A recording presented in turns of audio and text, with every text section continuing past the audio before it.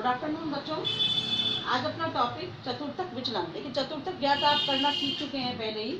आज हम चतुर्थक विचलन ज्ञात करेंगे। चतुर्थक विचलन होते क्या है? चतुर्थक विचलन है, चतुर्थक जो है, चतुर्थक आपने पढ़ा था कि एक पूरी जो आंकड़ों दिए हुए हैं आपके सामने, संख्या दी हुई है, उसको अगर बराबर के 4 भागों में बांटा जाए, जिसमें ये 0 से 100 होते हैं, और इसके अगर भाग किए जाए तो यहाँ फर्स्ट, सेकंड, थर्ड और ये फोर्थ भाग है ना, ये 4 बराबर के हिस्से हो जाते हैं। ये प्रत्येक हिस्से में 25% अंक समाहित होते हैं, है ना।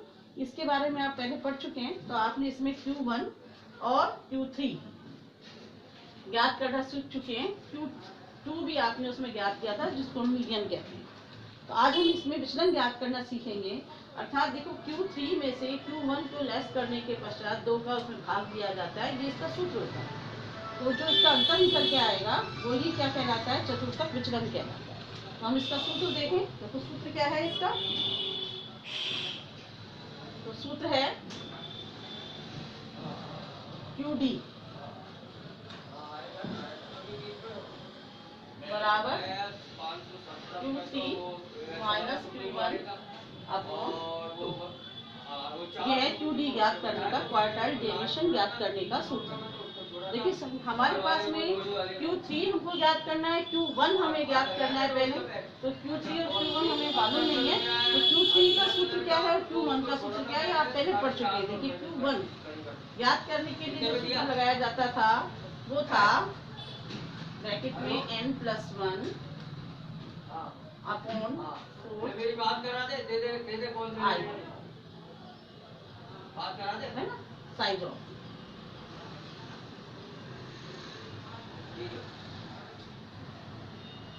ये Q1। इसी तरह से आपने Q3 ज्ञात करना सीखा था। 3n+1 बटा 4 आई।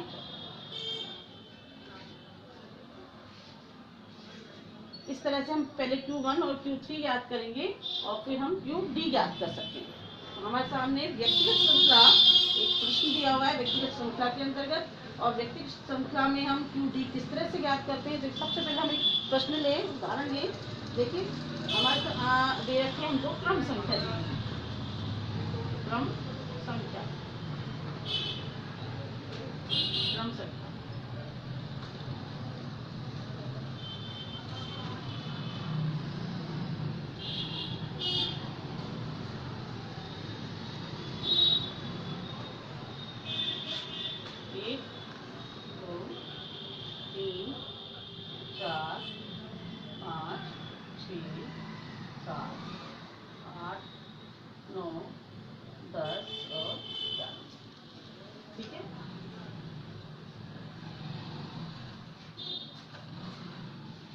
और अंक दिए हुए हैं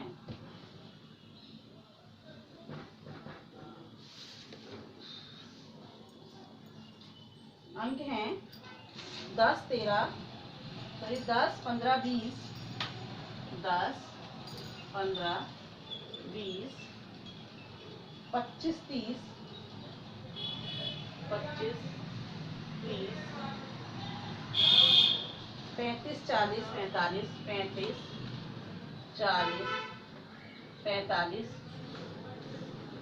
और 50, 55, 60, 50, 55, 60।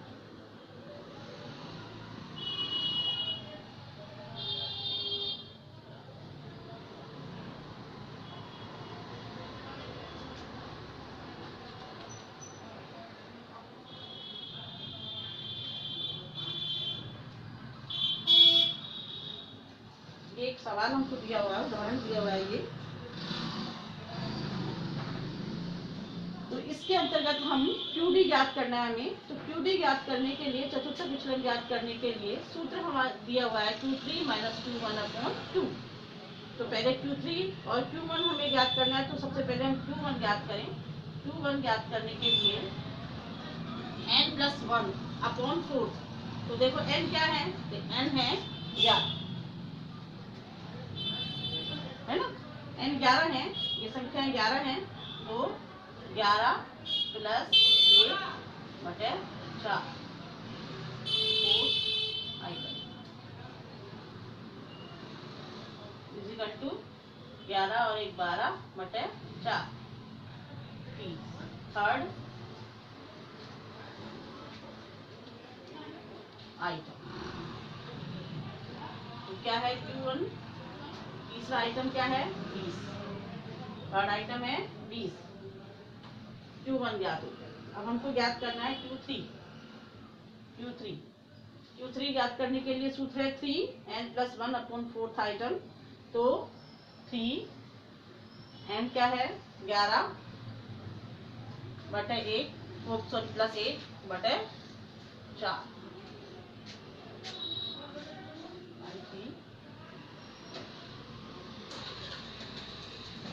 तो इजिकल टू थर्ड 12 बटे 4 और ये 3 इंटू 3 यानी कि 9th आइटम। देखिए 9th आइटम क्या है, 9th आइटम है 50। जैसे थर्ड आइटम था 20, या 9th आइटम क्या है 50 है। तो Q3 बराबर है 50। ये दोनों हमको ज्ञात हो गया, Q1 भी ज्ञात हो गया और Q3 भी ज्ञात हो गया। अब हमें क्या करना है, हमें ज्ञात करना है QD is equal to Q3 minus Q1 upon 2। तो Q3 कितना है 50, Q1 है 20 बटे 2 इजिकल टू 30, वो सॉरी 50 में से 20 गया तो 30 बटे 2 इजिकल टू क्या बचे, इसको अगर भाग दिया तो 15। तो QD बराबर क्या निकल के आ गया, QD 15 होगा। सामने प्रश्न उत्तर ज्ञात हुआ हमारा। चतुर्थक विचलन हमने ज्ञात किया। तो फिर से हम देखें, चतुर्थक विचलन ज्ञात करने के लिए हमने सबसे पहले क्वेश्चन इसमें हमने इसका सूत्र देखा। सूत्र क्या होता है Q3 माइनस Q1 अपॉन 2।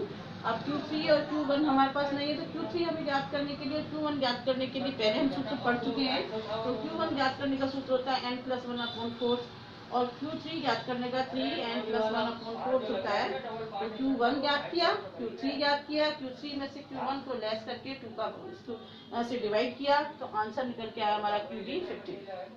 तो बच्चों आज हमने चतुर्थक विचलन ज्ञात करना सीखा। नेक्स्ट टाइम में हम इसमें चतुर्थक विचलन परास ज्ञात करना और सीखेंगे। थैंक यू बच्चों।